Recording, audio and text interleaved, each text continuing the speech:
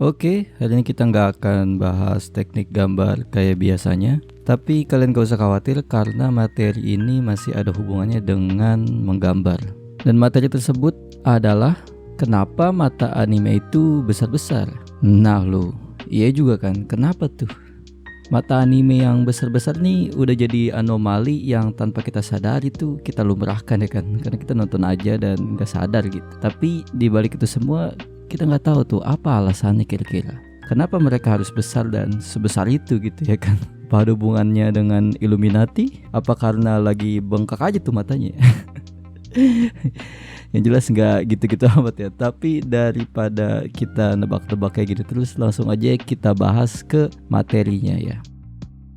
Di sini gue udah siapin 3 alasan berserta penjelasannya kenapa si mata anime itu besar-besar ya kan. Langsung aja kita ke alasan yang pertamanya ya. Oke, alasan yang pertamanya adalah alasan yang berhubungan dengan sejarah anime dan manga itu sendiri ya. Pada era awal animasi Jepang tahun 1917, dibuatlah animasi yang berjudul Battle of a Monkey and a Crab. Buatannya si Seitaro Kitayama nih. Pada animasi ini, desain karakter samurai yang ada di sana tuh udah punya mata yang berukuran cukup besar.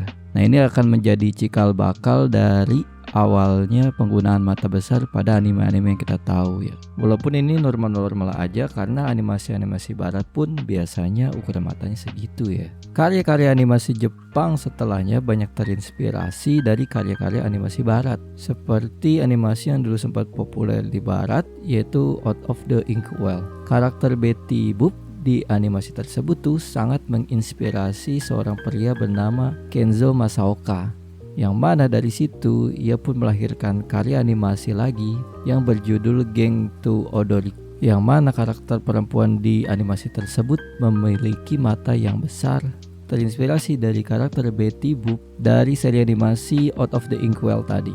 Pada tahun 1930-an, seorang pria bernama Junichi Nakahara, ia adalah seorang seniman sekaligus desainer yang menciptakan style gambar biasa disebut Chojouga.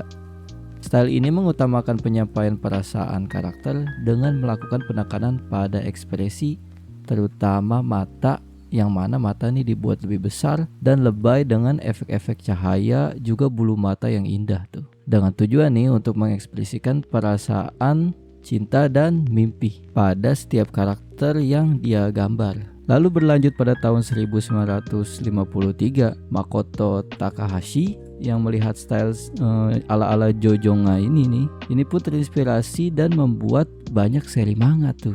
Yang mana style manga tersebut mirip dan hampir persis style Chojouga-nya si Junichi Nakamura ini. Nah, style itu pun jadi populer dan menjadi style standarnya manga-manga shoujo yang waktu itu di era tersebut tuh dia gambar ya kan.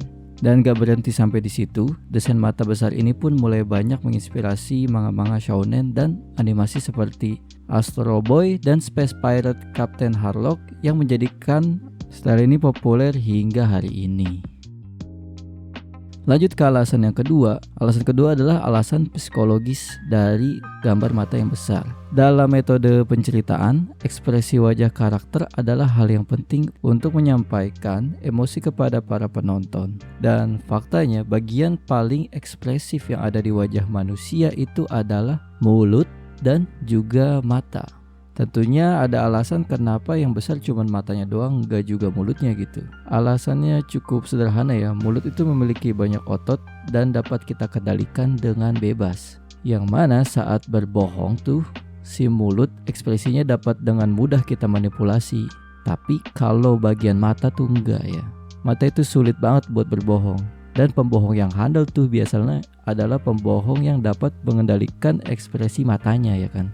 Nah, itu sebabnya ada kata-kata air mata buaya. Hal ini membuat mata nih secara psikologis lebih spesial karena kita membaca suasana hati lawan bicara kita itu melalui mata. Dengan ukuran mata yang besar, ekspresi jadi lebih mudah terbaca dan emosi dari si karakter dapat dengan mudah tersampaikan ke penonton.